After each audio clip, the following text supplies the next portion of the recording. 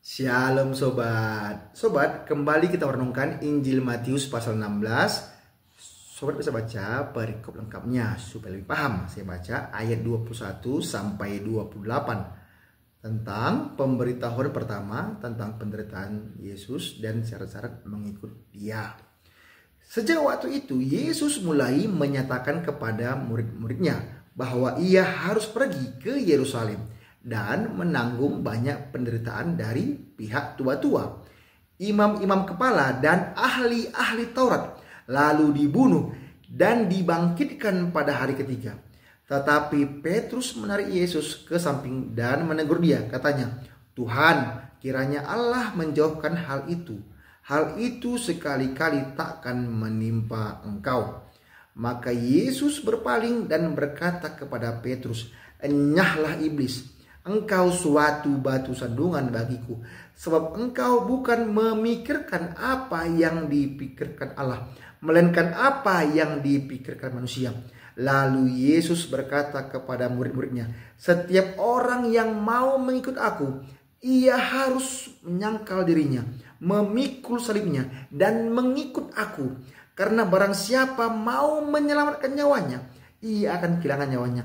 Tetapi barang siapa kehilangan nyawanya karena aku, ia akan memperolehnya. Apa gunanya seorang memperoleh seluruh dunia tetapi kehilangan nyawanya? Dan apakah yang dapat diberikannya sebagai ganti nyawanya? Sebab Anak Manusia akan datang dalam kemuliaan Bapanya, diiringi malaikat-malaikatnya. Pada waktu itu ia akan membalas setiap orang menurut perbuatannya. Aku berkata kepadamu, sesungguhnya di antara orang yang hadir di sini ada yang tidak akan mati sebelum mereka melihat Anak Manusia datang sebagai Raja dalam kerajaannya." Jadi kita bisa pahami bahwa di perikop ini Tuhan Yesus Kristus memberitahukan tentang penderitaannya, dan kita sebagai pengikut Yesus Kristus harus mengetahui syarat-syarat mengikut Yesus Kristus. Jadi Tuhan Yesus Kristus menceritakan bahwa Tuhan Yesus harus pergi ke Yerusalem dan menanggung banyak penderitaan dari pihak tua-tua, imam-imam kepala dan ahli-ahli Taurat, lalu dibunuh dan dibangkitkan pada hari ketiga. Tuhan Yesus Kristus menceritakan kondisi di masa depan. Nah, di mana jelas bagi kita bahwa Yesus Kristus adalah Tuhan yang mengetahui masa depan. Ia menggenapkan apa yang dirancangkan, apa yang dibuatkan. Nah, jadi untuk apa itu Tuhan Yesus Kristus lakukannya? Untuk menyelamatkan semua orang yang berdosa, yang percaya kepadanya. Jadi Tuhan Yesus Kristus datang dari surga ke dunia ini, mengambil rupa sebagai manusia, menunjukkan kuasanya, menunjukkan kasihnya, menunjukkan pengampunannya dengan mati di atas kayu salib, dan pada hari ketiga bangkit dari antara mati, membuktikan bahwa Tuhan Yesus Kristus berkuasa mengalahkan maut. Nah, itulah buktinya sobat. Tuhan Yesus Kristus bangkit dari antara mati, mengalahkan maut, membuktikan bahwa Yesus Kristus itulah Tuhan yang maha kuasa, yang maha kasih, yang mengampuni semua orang yang berdosa, yang percaya kepadanya. Sebab upah dosa ialah maut, tetapi karunia Allah ialah hidup yang kekal dalam Kristus Yesus Tuhan kita. Roma 6 ayat 23. Dan syarat untuk mengikut Tuhan Yesus Kristus harus menyangkal dirinya, memikul salibnya, dan mengikut Tuhan Yesus Kristus. Jadi syarat untuk menjadi pengikut Tuhan Yesus Kristus menyangkal dirinya. Maksudnya apa? Membuang segala keinginan duniawi. Kalau kita biasanya menginginkan harta, kenikmatan duniawi, kita harus sangkal itu. Kita harus buang itu.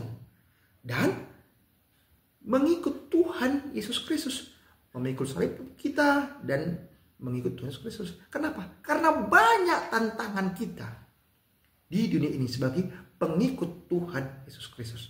Setiap orang yang mau mengikut Tuhan Yesus Kristus harus menyangkal dirinya, Kita buang semua keinginan duniawi, memikul salibnya, rela berjuang, melayani, rela menderita untuk mengikut Tuhan Yesus Kristus. Kenapa? Karena banyak orang yang akan membenci setiap orang yang mengikut Tuhan Yesus Kristus.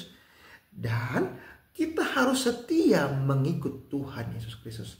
Setiap orang yang mau mengikut aku, ia harus menyangkal dirinya, memikul salibnya, dan mengikut aku.